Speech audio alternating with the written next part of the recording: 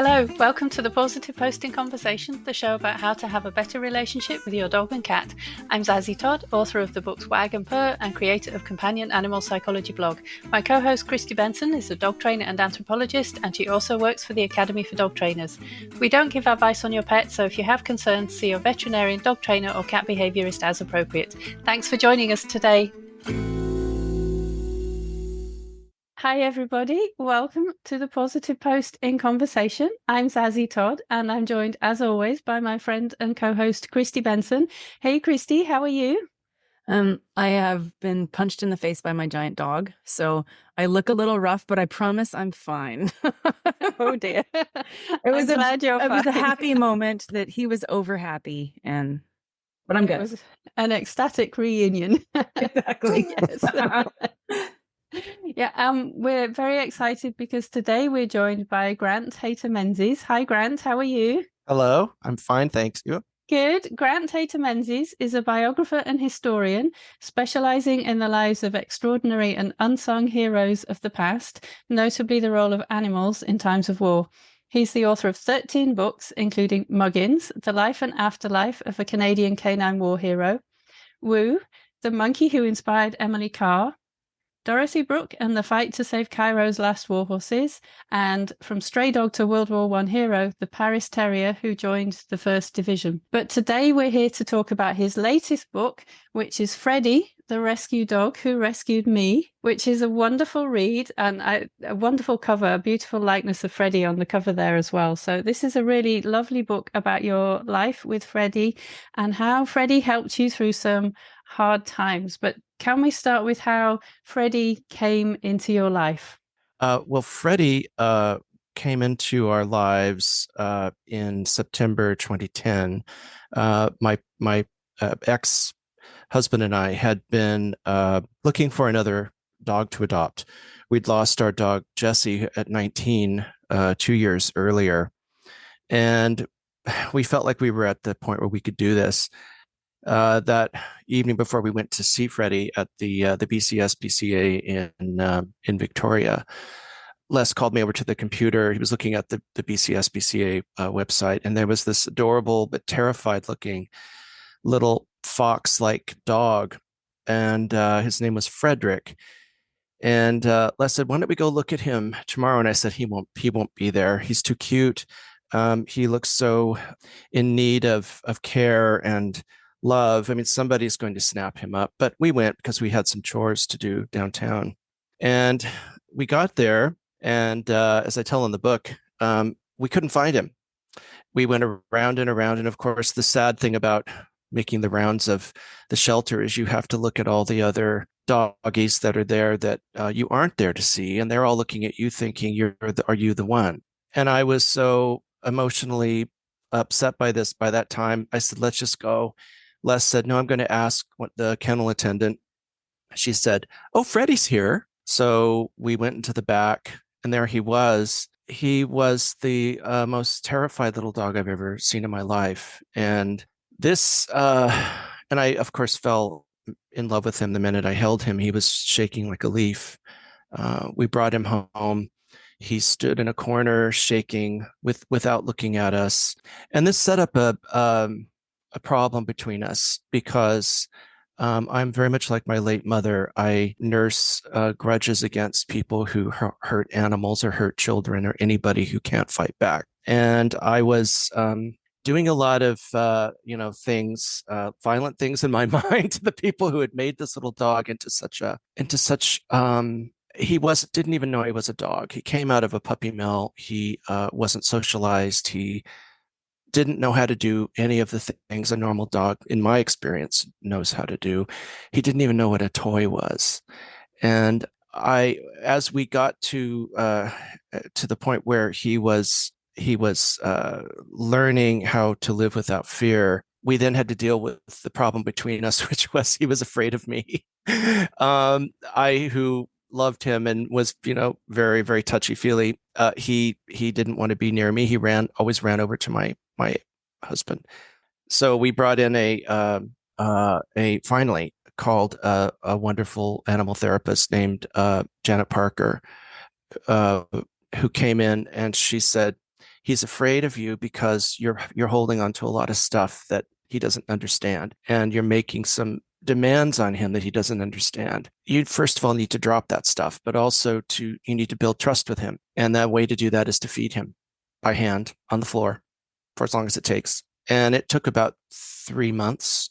And I described what happened in the book when Freddie made the decision that he could trust me. And after that, we were fast friends through thick and thin, literally. So yeah, he was, he showed me that he could make his own decisions and that he was willing to trust despite what humans had done to him to make him the way he was. And I just thought that was amazing and moving as well.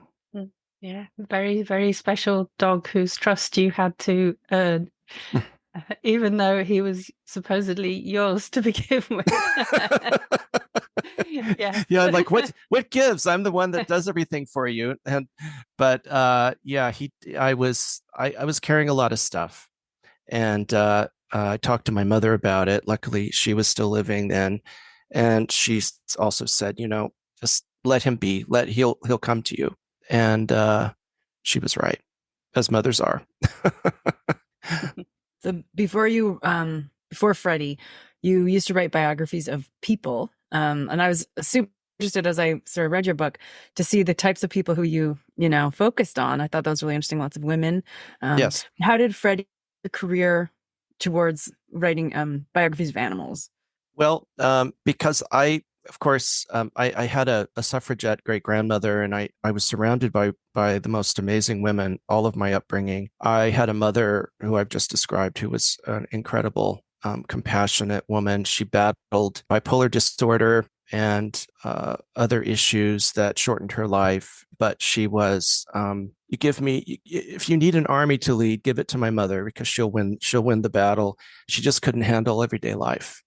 And I wanted to write about women who had made a difference, who in their fields, and also women who were perceived as having gotten where they were through their husbands. And I thought, no, because I saw my grandmothers and my mother and aunts all kind of dancing this two-step to make their husbands feel like they were actually the ones that did things, when it was the women who actually ran the show. So that's what led me to write women's biography. But it was watching Freddie make this transformation of choosing to live without fear, of choosing to learn, and navigating all the perils of an animal living with human beings. That's all I can say. And I thought, well, the best and this most moving and oftentimes tragic example of that is animals conscripted to war. And human wars that no animal ever caused.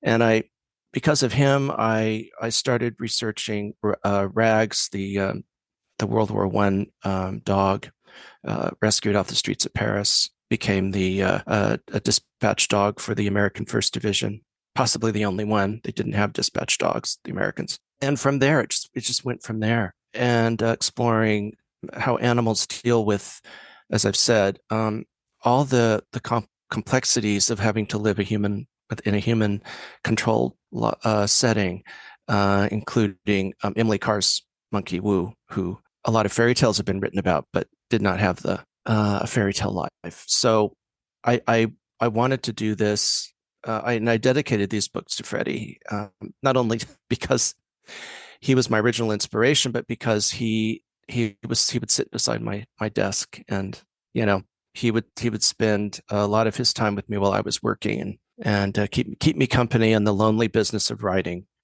So I think we writers all need that. Yes. But it was really in the last year of his life that Freddie showed his real bravery. He was incredibly brave. So can you tell us a bit about that? I know that was a difficult year for him and for you. It was, excuse me, not least because he was around 13 or 14. We never really knew his age. He had a heart murmur. It was actually a heart murmur that took us to his vet before the cancer was diagnosed. That led to an echocardiogram, and then that led to sonar, and that led to discovering that he had hemangiosarcoma on his spleen, which is possibly the worst place you can have it, since it's a vascular cancer and it spreads through the body through the vascular system, and the spleen is a vascular organ. So we were basically told he may only have a few weeks. If even if we do manage to successfully get his spleen out at his age and with his heart murmur, he might not survive the surgery. And so we lost your picture. There we go. I'm go. back. So yes, we made the decision to go ahead because he so loved living from the moment from all those years. It was his love of life that was so inspiring to me, and his interest in the world, despite having been born in a box and brought up in a completely a situation where he wasn't socialized or had any contact with real world. And so it's like, should we do this or should we do that? Well, I felt, and my partner Rudy felt, that we should give him a chance to live. So we proceeded with surgery. He actually aced that just fine. The surgeon said, he might not make it even now, but do you want to try chemotherapy? We did that. He aced chemotherapy. He had his oncologist on the mainland, where we had to go for his treatments, in astonishment, because she had never seen a dog this old and with so many other issues just sail through. And things were looking like they would probably be okay. The heart issue got worse, as one would expect. And then that, almost a year from the day he was diagnosed with hemangiosarcoma, we'd taken him into his vet here in Sydney, and he was determined he had lymphoma. He still wanted to live. He was always playing. He was not giving up. And I thought, if he isn't going to give up, I'm not going to give up on him. So we went ahead with chemotherapy. But the one happy thing about his passing, which happened in October 2021, is that cancer did not get him. It was his heart. His heart was he couldn't handle anymore. And it probably would have happened that way anyway, so we were told. So he lived over a year after a hemangiosarcoma diagnosis, which is almost unheard of. That's amazing. Yeah. So it was after all of that, and then his passing, part of the grief processing for me was to reread the diary I'd kept over that year. And what came from that was, I might be able to put this into a book that might help other people who are going through a similar situation with their dogs or cats or any animal. Yeah, and I'm so sorry you had to go through all of that. And I know what hemangiosarcoma is like, because that's what we lost Bodger to. And Bodger lasted about 5.5 months after the surgery. Yeah. Which in itself was amazing. And I bet that was amazing. So for Freddie to manage a whole year is just incredible, I think. Yeah. And I thought, I'd be writing something about this. I thought I'd be writing a memoir of how he had made it through. He had survived the worst. And in fact, he did. He did survive the worst. It's just his heart was, what we guess is that his early trauma was, it had caused some damage. The place where he came from, the terror he lived in. Like I say, I've never seen a dog just shaking and scared of the wind blowing on his fur. It was just, and you can see why I was angry at the people who did this to him. But look what he did. He bloomed. He came out of it and became a happy, healthy, inspiring little dog. He even chased a burglar out of our house. And I think there's sort of a sense, or maybe it's like a coming, now is the time when we can start to talk about grieving our pets in a way that I don't think we could really maybe 20 years ago. Like, I think, yeah. And I think it's nice to have, like you're saying, other people's words, to be like, I'm not alone. I think a lot of people feel kind of alone, like they're like, I'm really grieving. And it's almost well, you're going to come back to work tomorrow or something, you know, like I think there just isn't necessarily an acceptance. You're right. You're right. And it's something that I wanted to deal with in the book as well, because I was brought up to treat animals seriously, to take them seriously, that they're not like stuffed animals that move around. They're not toys. They're sentient beings. It was some of my father's last words were about the love of animals in our family. And he said, I mean, you know, it's important to treat them as beings. They are one of the family. And it's important to be allowed to grieve, as my parents let us do. They said, you know, we had a little place in our back garden where our pets were buried. My father would make a little box. My mother would sew a little cushion and put it inside, and then that's where the pet would be put. We were encouraged to weep, and it was taken very seriously. And it's okay to do that if people could just let themselves do it. It's also honoring the animal. One of the things I did, not just to write the book, but because I had the means to do so, I had a special portrait urn made of Freddie by an urn ceramist in New York State, who made special urns with like a portrait of the animal on top.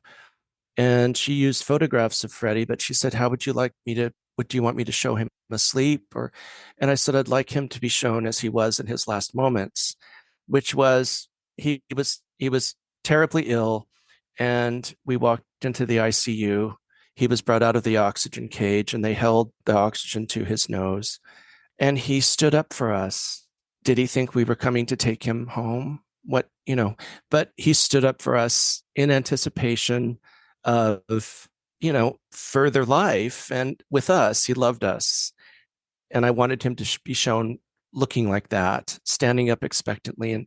And she did a wonderful job. It's a beautiful thing. And I think if you can do that, or, you know, have pictures around, or if you can look at them, if you can have them around, there's so many things that you can do. And it's a book that I'm going to talk about in a second by E.B. Bartels. She describes some of the ways that people have found to commemorate their pets who passed on. Happy ways. It's not funereal at all. It's about, because they don't think of death that way. Animals, they live in the now. They live in the moment of, like, right now. And so yeah. I've always thought that's sort of maybe not a blessing, but something that I can, you know, I feel like I can learn from animals, especially around the time when we're saying goodbye. Yes. Yeah, absolutely. How to say goodbye with joy. Yeah. And that's what Freddie did. I'll never forget it. You used to write, you've written mostly stories about other people and other animals, and this is very much a story about yourself. So how did it feel to sort of, I don't know, flay yourself open or make a decision to talk about yourself in this way? It's very personal. Awful. But I knew there was no other way to do it. I'm used to being the stage manager who, you know, puts the life on the stage and pulls the curtain and does all the lighting and all of that. I'm not used to being the person on the stage of a particular book. So, but there was no other way to do it, particularly as I was using so many diary entries from the diary I kept of that year, of Freddie's year. And I basically had to, you know, try to tell the story through my own experience, my own eyes, but stay out of the way as much as I could. But there were so many stories about animals from my family, so many memories from childhood. There were a lot of beloved animals in my family, and I wanted to do justice to them as well. They all mattered. And so, yeah, it was. And I'm thinking of doing another one, actually. Our Nico, our new adopted pup, who also came out of a puppy mill. He has all the characteristics of a child that's been bullied, and I was that bullied child in elementary school and up until high school. In fact, that's what kind of made me into a writer. I kind of went off the the beaten path of my peers and chose a different kind of life, not an easy one, but it made me into what I wanted to be. And I'm thinking of a memoir of dealing with this little dog coming out of his shell and kind of the way I did as a child through animals a great deal of the time.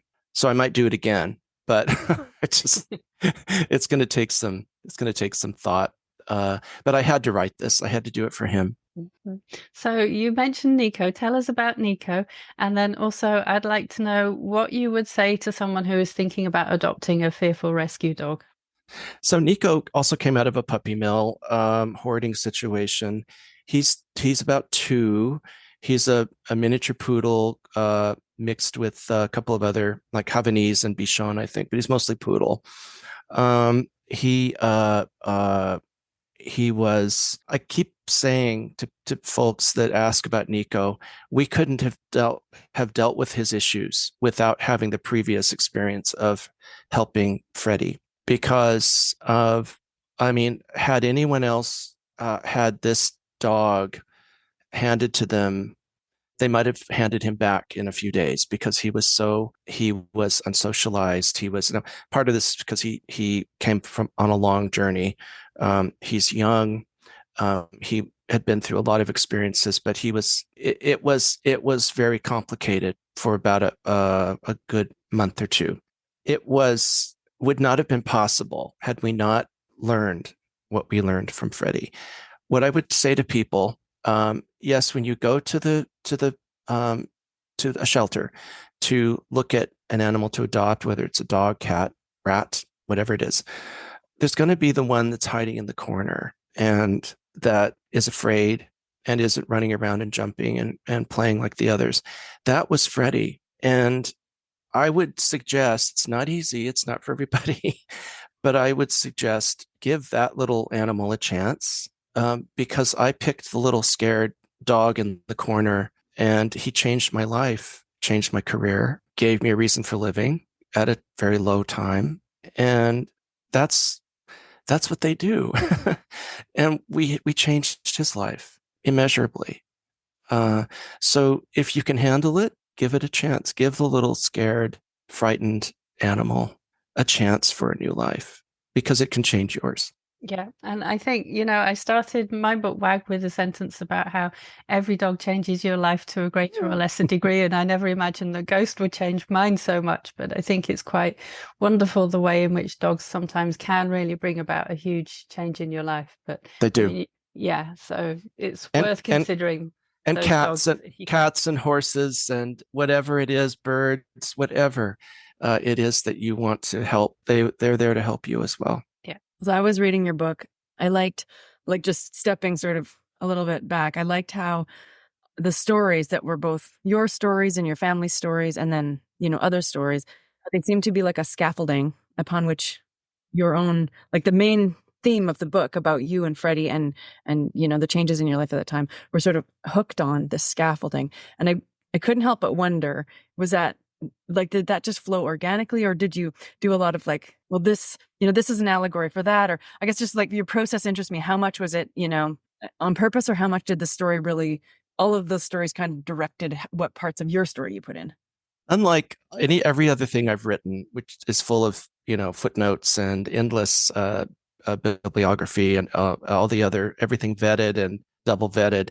This just came out of me. I didn't have to put footnotes. There are some, but it didn't have to account for anything I said. And that's the beauty of memoirs, because they come out of you. That's what you thought of what happened. I've read hundreds of memoirs in my research for some of the biographies I've written.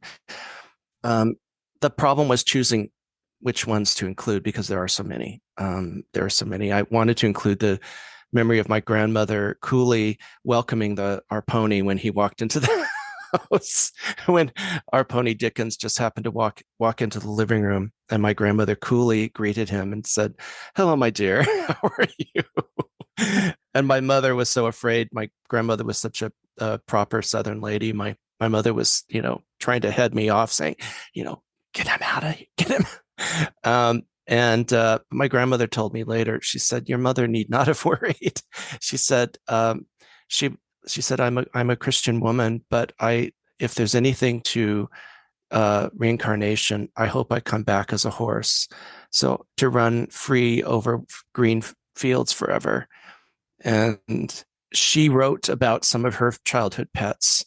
She was a very fine writer. And there were so many stories that I heard about dogs, and mostly dogs in the family, dogs that had rescued children from drowning, and lots of photographs. I inherited hundreds of photographs, and many of them include the dogs.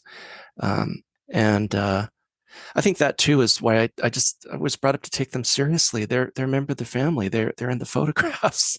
They're with us through thick and thin. And you don't give them up. You make it work. And I'm lucky that I was able to make things work with Freddie when the rug was pulled out from under me, under us both. So yeah, it was basically trying to choose which stories. Otherwise, it would have been like 3 volumes. So.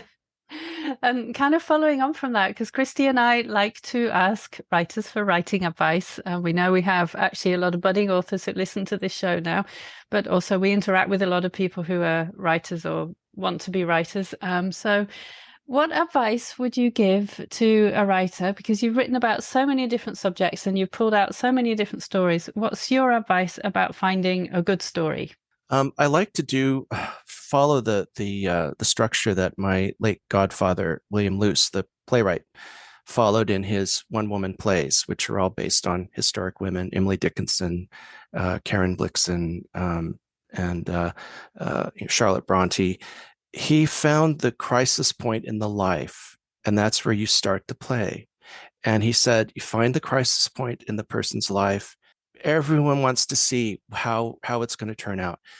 And this has always fascinated me, again, because of the situation I grew up in with a mother who had good days and bad days.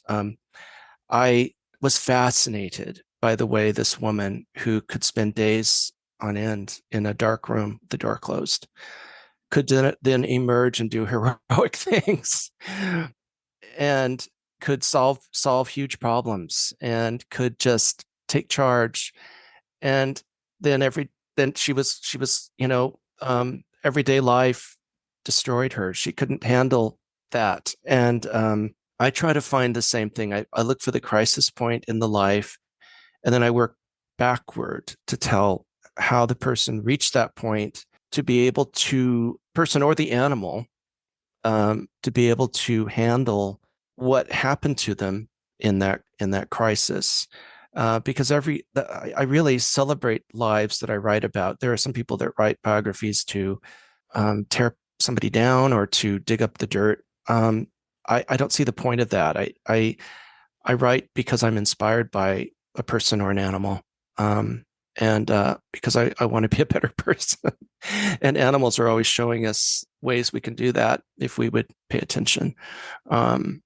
So that's what I do. I find the thing that the rest of the tale hangs on, which is usually the person is faced with sometimes life or death choice, or something happens, the bottom drops out of their life, and they're not prepared for it, but they handle it and they survive. What led to this?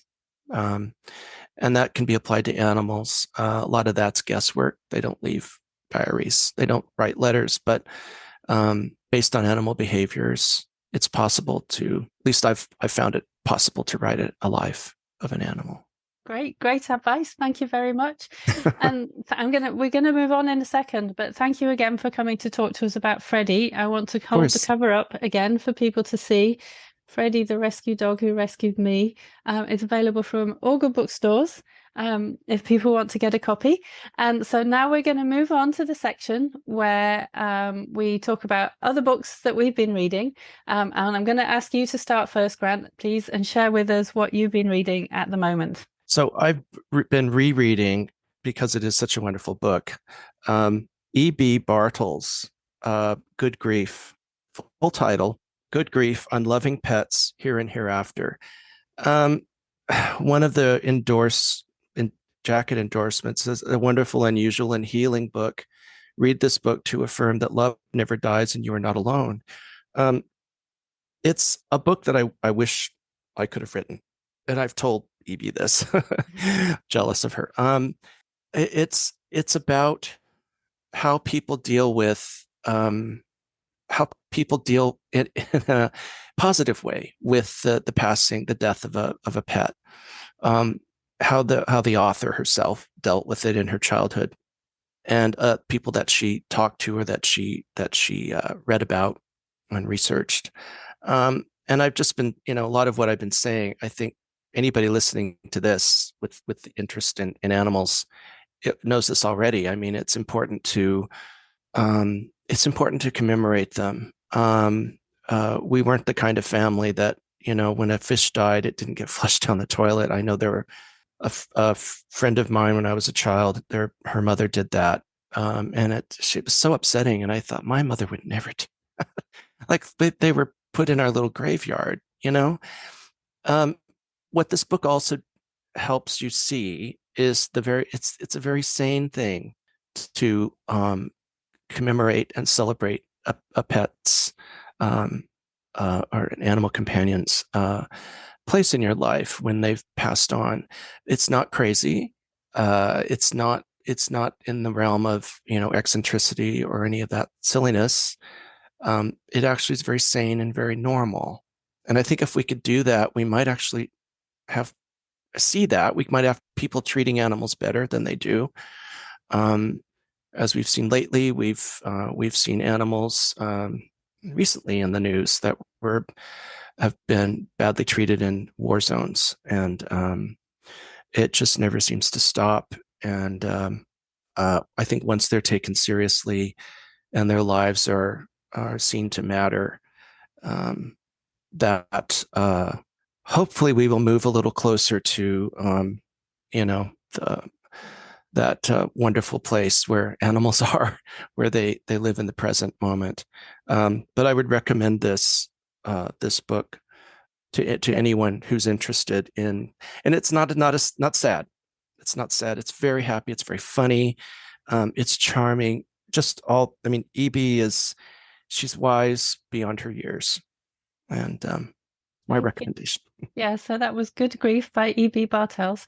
And that is a book that has kind of been on my radar for quite a while, and I think I should read it at some point, and I haven't got to it yet. So thank you for mentioning it, and that kind of will bring it further up my list. And I have to say, I think in your own way with Freddie, you've done what you can to help people understand more about the grief of losing a pet and what you can learn from the animals in your life as well. So Thank you. I think you've done that in your own way with Freddie in a marvelous way. So thank you. Kristi, what are you reading at the moment?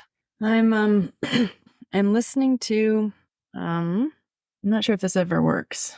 I can see the cover. I can't read it. Right. It's called A Song of Achilles, The Song of Achilles, a novel by Madeline Miller. And I'm listening to the audiobook version. I'm only a few hours in, so I'm like just about halfway. But it's essentially like a rewriting of the Iliad, which is totally not something. I'm not even that familiar with the Iliad. That's not like something that's grabbed my interest ever, but I saw it in my my audiobook service, and I thought I would give it a shot. It's written like you're in the mythological universe, and you have to suspend disbelief. So there's like a centaur who teaches these two young men how to fight and how to make a living in the forest, and and it's all just presented very. And maybe this is, I don't read a lot of fantasy books, so this is all kind of surprising to me that, it's just presented like it's real and you kind of believe it. So you're just like, oh yeah, the centaur just trotted away. And even though it's in the back of my head, I'm a little bit like, so like we're mammals and we're tetrapods, but he has 6 limbs, and what part of his body is like where his organs going? And but so far, I mean, it's fascinating. I think it gives you a really interesting eye into what I assume, Greece may have been like, or people expected the gods' lives were like in Greece, Mm-hmm. At this time. And it's I think the thing that sort of drew me to it is that the author makes it very clear that she thinks that Achilles and Patroclus were in love. And so it's like a love story about these two men. I didn't know the end, but then partway in, I was like, I sort of feel like this is going to be a sad story. So I Googled the end. I'm not sure I'll finish it now because I'm not in a space where I can read a lot of sad stories. And it definitely, in case this is a spoiler alert, the Iliad isn't happy. No, it's not. I don't think that's a spoiler either. No, I actually loved reading the Iliad when I was in my teens, and I actually slept with it under my pillow at night, and I had horrible dreams of smoke and warfare and fires and clanking of but it's beautiful. I love how it begins with the wine dark seas. I always think of that when I see dark, sort of beautiful ocean water. But I love the prose. So I think the writing is very beautiful and very engaging. So I'm like drawn in, but yeah, we'll see. Yeah. So far, it's been very, very, like I say, it's not my typical type of books. I'm surprised how much I like it. That's my book. Excellent. Thank you. Sounds like a good read. And so my choice at the moment, I took this away with me, Rose Adams, by Margie Taylor, and I took this away with me when I traveled recently, and I finished it after I got back, and it's really nice. It makes a change to read a novel that has an older woman as the main character. And so Rose is a librarian, and we all know that librarians can solve everything, of course. But she has a lot of things going on with her family. So she notices when she's going to work or running errands that there's a boy who lived in her family for a short time when he was young. And she notices him begging in the street. So she's thinking, is he homeless? What's going on there? Should she do something about this? And other things are happening. So her daughter was finishing a PhD, is really close to finishing the PhD, and is about to get married. And all of a sudden announces she's coming home. She's not getting married. She's not going to finish the PhD. So there's a lot going on there. She doesn't want to talk about it either.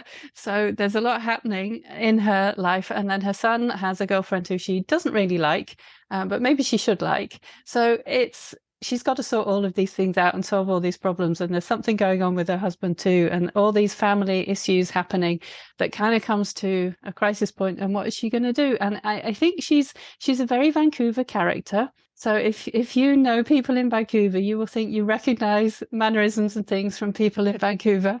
And she's of a certain age. So it also does a really nice job of capturing some of the ways in which maybe older people don't quite understand the ways in which younger people tell them things have changed or should change, but it's done in a really good way. It's done really nicely. And she's a very warm, personable character. So it was a really nice read. It was really interesting to see what she was going to do about all these things and how she was going to solve it all. And it's quite funny as well. It's quite witty. I like books that are witty. So that was a nice read too. So yeah. Sounds lovely. So that's what I've been reading. And that brings us to the end of this episode. So thank you, Grant, for coming to talk to us about Freddie, the rescue dog who rescued me. Thank you. Which is a really beautifully written book. And having read some of your other books, it was actually very nice to read a book in which you are featured. You're the main character, and to learn more about Freddie, especially having seen so many pictures of Freddie over the years on social media and so on. So that was a really special read. Thank you for that. If people want to know more about you, where can they go? To your website and your social media? Yeah, they can. I'm on Instagram and X, I guess is what Twitter's called now. And I'm on I have a website as well. So if you just Google Grant Hayter-Menzies, it'll come up. Great. Thank you very much. Thank you. Thank you to everybody who's been watching or listening today. Please hit the subscribe button to make sure that you never miss a show, and we'll see you next time. Bye. Bye-bye. Bye, everyone.